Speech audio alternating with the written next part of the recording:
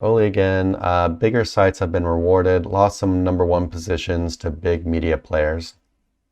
So, we've been doing this live stream for at least a couple of years now. I don't know how many years, maybe 2, 3. I'm not really sure.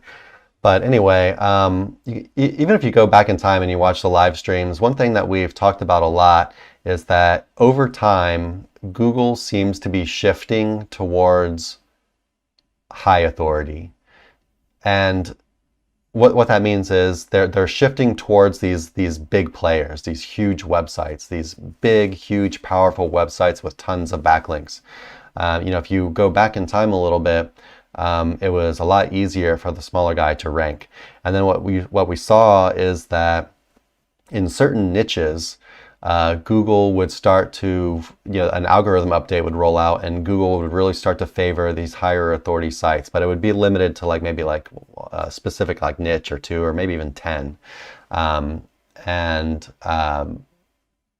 so something we've been saying is that, over time, it seems like more and more niches are getting taken over by this kind of new preference by Google to, wanting more authority.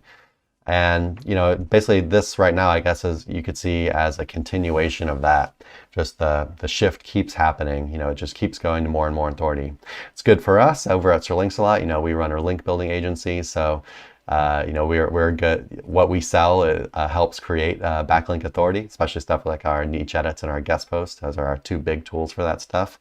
But when you're talking about really big players, you're talking about a significant monetary investment to be able to catch them, if you'll ever be able to catch them, depending on who these competitors are.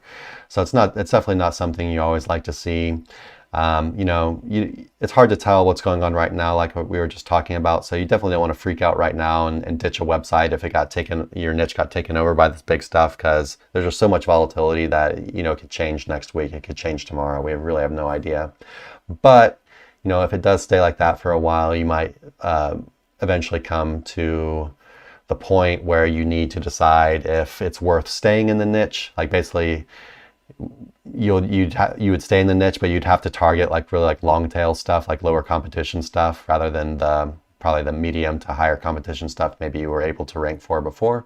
Or you might end up just having to leave the niche, and you'd have to base that off just evaluating who your competition is, how much authority they have, if you think you could catch up to them from both topical authority and backlink authority perspectives. And it's kind of going from there, seeing how much low competition stuff there is to rank for. But yeah, don't freak out quite yet.